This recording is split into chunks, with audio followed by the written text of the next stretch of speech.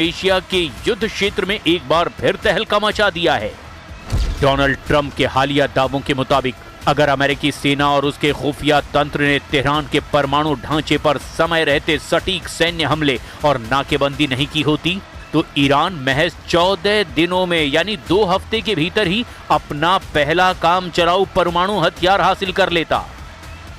अंतर्राष्ट्रीय परमाणु ऊर्जा एजेंसी और अमेरिकी खुफिया रिपोर्टों के आंकड़ों का हवाला देते हुए ट्रंप ने कहा कि ईरान ने नातांज और फोर्दो के अंडरग्राउंड ठिकानों में यूरेनियम संवर्धन का स्तर 60% से बढ़ाकर 90% यानी वेपन ग्रेड के खतरनाक स्तर तक पहुंचा दिया था। एक परमाणु हथियार तैयार करने के लिए लगभग 25 किलोग्राम 90% तक संवर्धित यूरेनियम की जरूरत होती है। ईरान ने अपनी सुविधाओं में उन्नत IR-6 सेंट्रीफ्यूज की हजारों खेपें तैयार कर रखी है जो सामान्य सेंट्रीफ्यूज की तुलना में 10 गुना तेजी से यूरेनियम संवर्धित कर सकती है। 2015 के परमाणु समझौते यानी JCPOA के दौरान ईरान का ब्रेकआउट टाइम 12 महीने था जो अमेरिकी हमलों से ठीक पहले घटकर महज 10 से 14 दिन रह गया था। ट्रंप प्रशासन का दावा है कि अमेरिका के द्वारा B-2 स्टील्थ बम वर्षकों से किए गए प्रीएम्प्टिव स्ट्राइक्स ने ईरान की मुख्य संवर्धन केंद्रों को कम से कम 3 साल पीछे धकेल दिया है।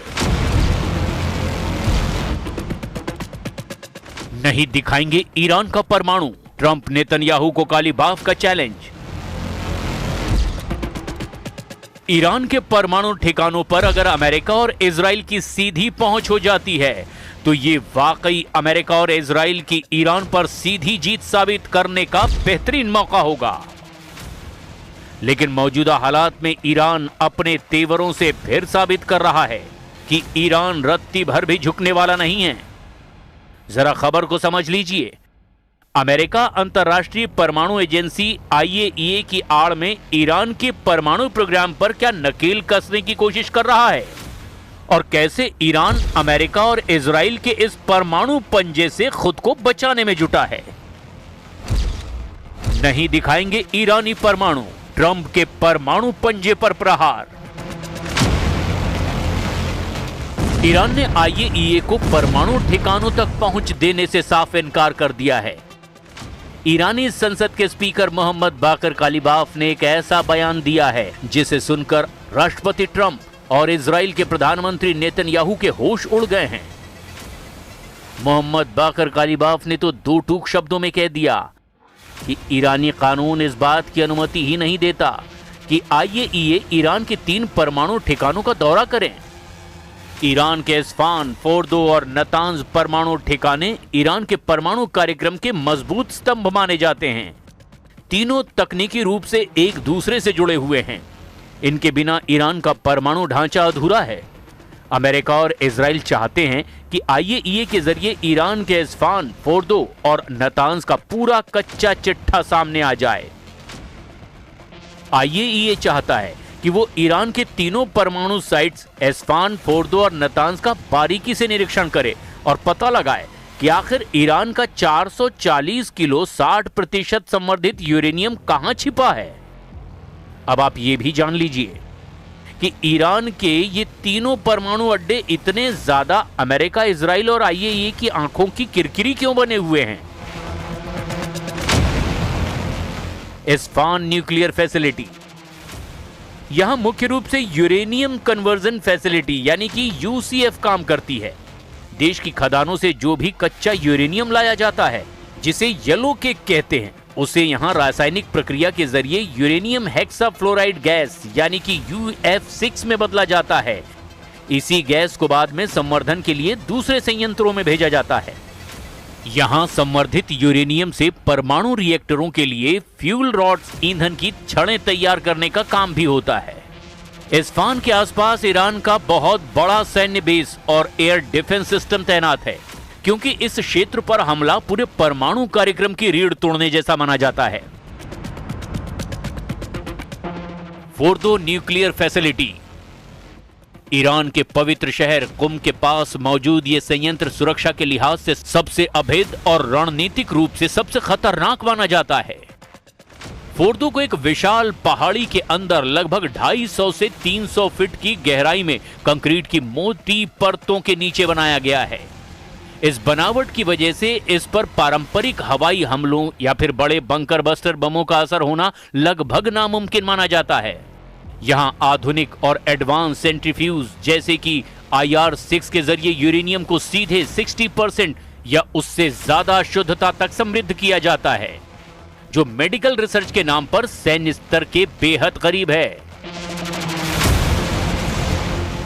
नातांज न्यूक्लियर फैसिलिटी ये ईरान का सबसे बड़ा केंद्रीय और मुख्य यूरेनियम संवर्धन संयंत्र है, जो इस्फान प्रांत के अंतर्गत ही नातांज शहर के पास मौजूद है। नातांज में बड़े पैमाने पर औद्योगिक स्तर पर यूरेनियम संवर्धन होता है। यहां जमीन के ऊपर और जमीन के नीचे विशाल हॉल्स बने हुए हैं, जहां हजारों की संख्या में सेंट्रीफ्यूज 24 घंटे घूमकर गैस को समृद्ध करते हैं। अपनी विशाल क्षमता की वजह से ही संयंत्र हमेशा इजराइल और अमेरिका के निशाने पर रहा है।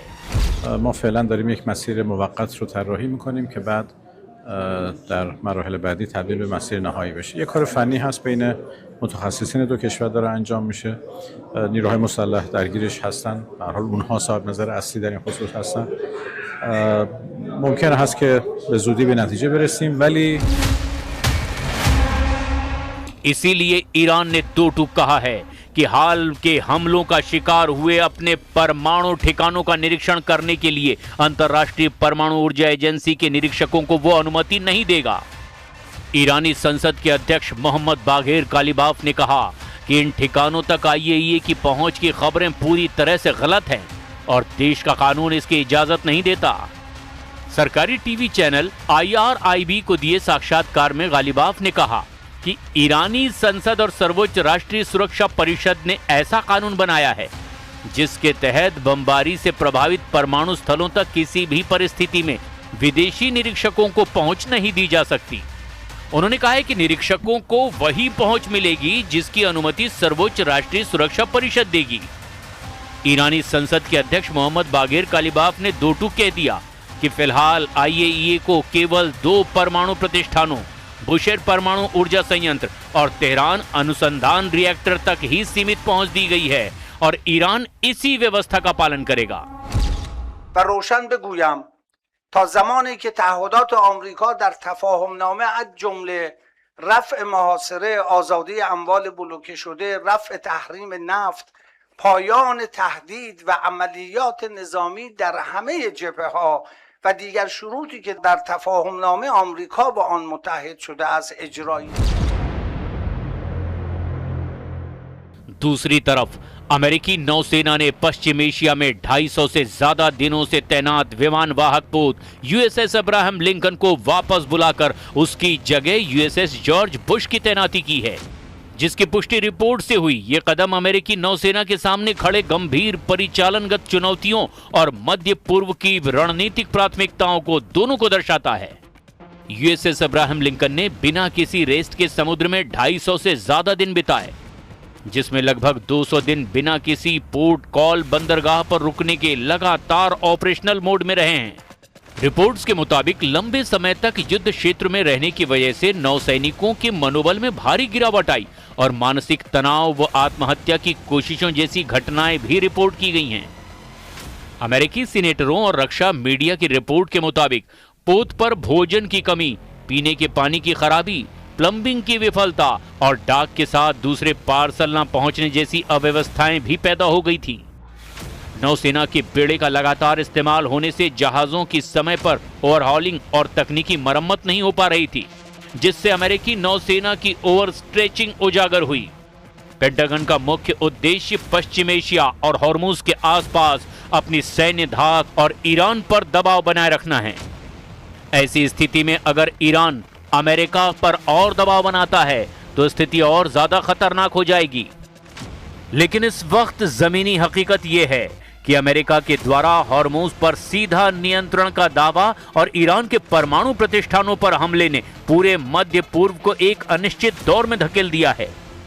तेहरान ने इस घेराबंदी को अवैध करार दिया है, जबकि अमेरिकी इकोनॉमिक D-Day के जरिए ईरान पर लगातार वित्तीय और कूटनीतिक शिकंजा कसा जा रहा है, लेकिन ईरान के तेवर साबित कर रहे हैं